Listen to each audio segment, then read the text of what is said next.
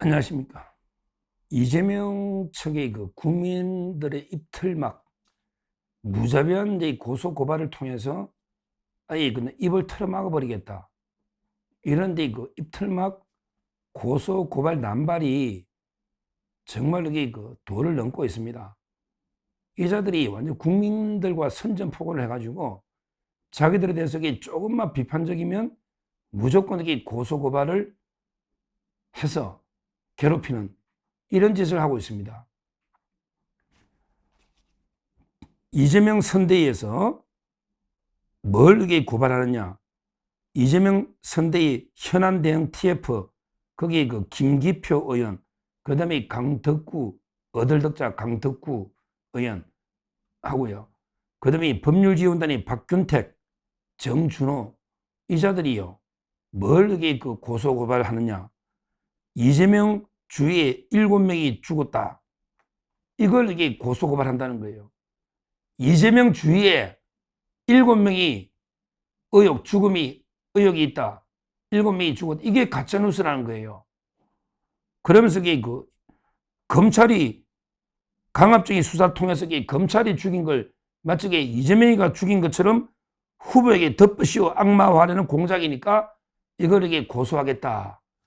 이 말입니다.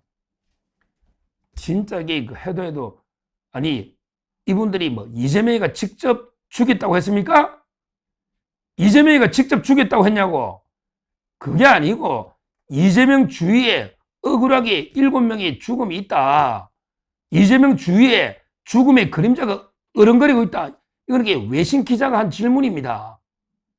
이재명 주위에 이재명과 관계되는 사람이 의문이 죽음이 7명이 있다. 이게 거짓말입니까? 이재명이가 죽였다 했냐고. 이재명이가 죽였다고는 안 했잖아. 다만 이재명과 관계되는 의문의 죽음이 있다. 그래서 옛날에 진상규명까지 해야 된다. 특별법까지 만들어 이렇게 국회의원이 주장도 했잖아요. 그리고 이제 옛날에 TV조선 앵커 칼럼도 저 소개했지만 이재명 법정에 어른거리는 유령들, 오죽하면 유령들이 이재명 법정 주위를 어른거리면서 재판 결과를 지켜보고 있다. 이 이야기 됐잖아요. 이게 왜 가짜뉴스냐고. 말도 안 되는 그냥 내가 제일 먼저 제일 많이 이야기했으니까 야 내부터 고소해라. 바로 무고로 맞고서 무고로 바로 맞고서 해야 돼요. 무고로. 어디 국민들을 입을 틀어막으려고 유분수지. 자 보자고요. 자 그러면 김문기 씨 죽음이 이재명과 관련이 없습니까? 관련자 중에 죽은 사람 맞잖아요. 언제 이재명이 보고 죽였다 했냐고. 이재명과 관련자, 이재명이가 대장동이 자기 최대 업체이고 자기가 다 결제한 거 맞고, 대장동에 실무 수사 받다가 김문기 씨가 돌아가신 거 맞고, 그 다음에 이재명이는 김문기 남 그때 몰랐다 한 거 맞고, 그렇게 재판받고 있잖아. 이 팩트인데 이재명 관련자 죽은 게 김문기가 거짓말입니까? 그럼 김문기 씨가 이재명 관련자 아닙니까? 아니냐고. 근데 이재명이 보고 김문기를 죽였다고 했습니까? 그거는 이재명이가 죽였다 하면 그거는 가짜뉴스지. 근데 이재명의 사건과 관련해서 극단적인 선택을 했으니 했는지 안 했는지 따져봐야 되지만 하여튼 극단적인 선택을 보더라도 그 경위 사망에 왜 극단적인 선택인지 그 경위는 의문이 있으니까 철저히 조사해봐야 된다. 이거 아닙니까? 이게 뭐가 문제인데? 자, 그리고요. 그거는 유한기 씨도 마찬가지예요. 유한기. 그리고 이제 대표적인 전형수 씨 있잖아요. 비서실장 전형수는 아니 그냥 이재명 대표 측근들 관리 좀 잘해라. 정치 좀 그만하라 하고 유서까지 써놨고 극단적인 선택했는데 본인이 성남시장이나 경기도지사나 다 비서실장으로 모셨고 수사받다가 FC부터 대장동 모든 데 연루돼 수사받다가 극단적인 선택을 했잖아요. 전형수 씨가. 정자동에도 고발당했던 정자동 힐튼 호텔. 그러면 이재명 관련자로서 극단적인 선택 이것도 왜 했는지 동기나 의심이 가잖아. 그 철저하게 원인을 밝혀봐야 된다. 그때 조문 온다는 거 유족들이 그 조문도 처음에 막아서 늦게 들어가고 이랬잖아요. 아니 그 말도 못하느냐고. 이재명과 관련된 사람이 벌써 전영숙, 유한기, 김문기, 대장동 비서실장까지 있잖아. 이거만 해도 벌써 3명 아니에요. 근데 7명 했던데 왜 7명이냐? 그럼 6명인데 7명이냐? 이거가 고소한 겁니까? 그게 그렇게 중요하냐고, 숫자가. 저는 이해가 안 돼요. 진짜 제일 중요한 비서실장이 조사받다가 여러 개 혐의로 극단적인 선택을 했고요. 그러면 그 동기나 경위를 소상히 밝혀야 된다. 이 주장이 뭐가 잘못됐냐고요. 뭐가? 주위에 특히 배소연하고 같은 건물에 살고 있던 그 선도 차량 몰던 김혜경의 차량 몰던 고 김현욱 씨 이분에게 경기도 법카 조사 받다가 극단적인 선택했으면 관련자 아닙니까? 근데 이재명이 뭐랬어? 야, 뭐 내하고 무슨 관계 있냐 이러면서 그때 장례식에 매정하게 자기 부인 선도차 운전하고 그 자기 비서 배소연하고도 연결돼 있는 거 아닙니까? 김현욱 씨가. 그러면 극단적인 선택한 게 아주 이례적이잖아. 왜 법카 수사 받다가 극단적인 선택하냐고. 그 경위를 철저하게 파헤쳐야 되는데 수사가 안 되고 있잖아요.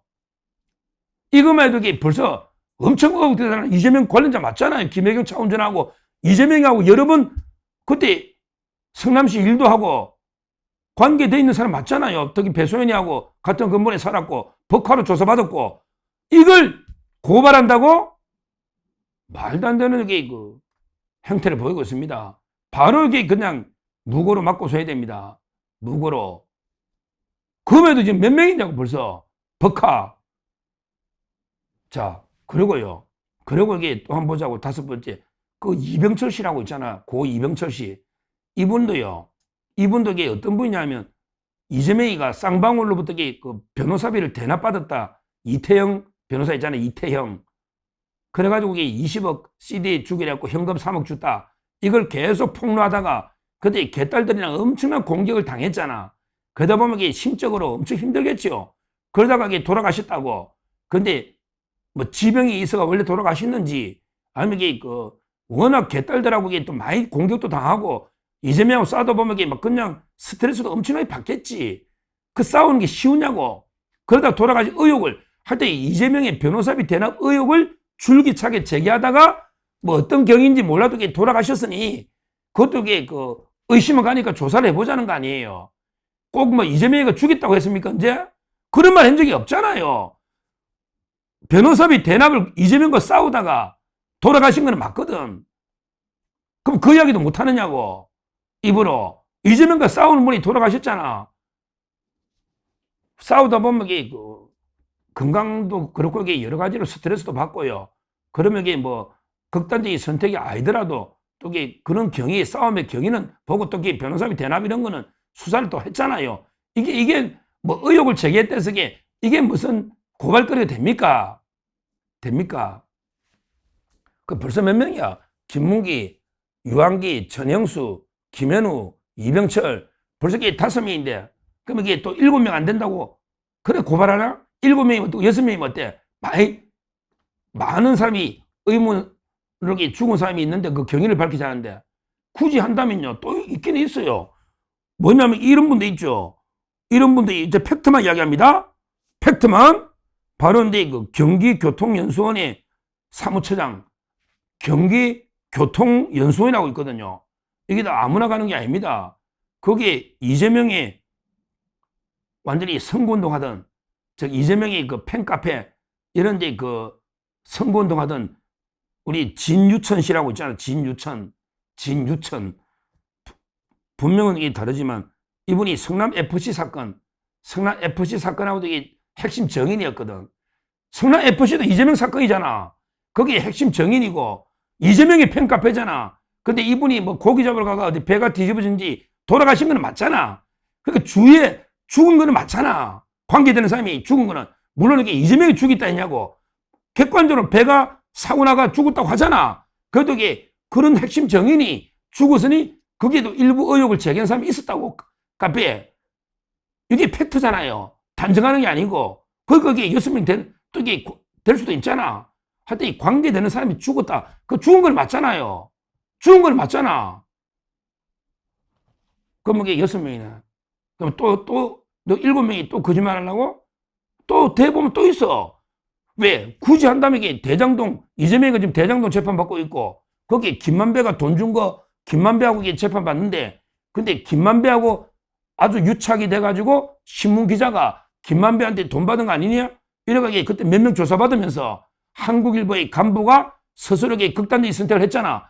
이것도 이게 김만배하고 동거래인데 대장동하고 연결되니 굳이 이재명하고 이게 대장동으로는 연결돼 있잖아요. 뭐 이재명하고 알았다는 게 아니고 김만배하고 동거래면 이게 김만배하고 이재명이가 지금 재판받고 있잖아요. 그러니까 대장동 관련자 중에 또 한 명이 죽었단 말이야. 한국일보 기자도. 그러면 이게 죽은 사람 일곱 맞잖아. 아, 관계 있다 없다 대장동 공범하고 이게 연결되니까 그 말도 못하느냐고. 그 말도 못하냐고. 어디 그 입틀막도 유분수 아니야. 아니 이재명 한테 관련자는 맞고 죽은 거 맞고 근데 대부분은 극단적인 선택 아니야. 물론 이게 진유천이나 이병철 씨는 또 따져봐야 되지만 나머지는 이게 극단적인 선택으로 추정되는 거 맞잖아요. 이걸 가지고 이게 마치 검찰이 죽인 것처럼 뭐 자기를 악마한다고 말도 안 되게. 아니 지금 여기 대통령도 안 된 자가 이게 이런 식으로 이게 계속 국민을 고발하고 막 입틀막 하고 파출소 만들어 이렇게 난리치면 그럼 이게 어디 겁이 나가 대통령 되면 뭐 어디 카톡 검열에게 북한보다 더한 중국보다 더한 이런 게 완전히 전체주의 검열 공화국 만들려고 하나? 이거는 진짜 그럼 이게 이재명에 대해서는 아무런 비판도 못 하나? 해도 이게 너무한 거 아닙니까 진짜.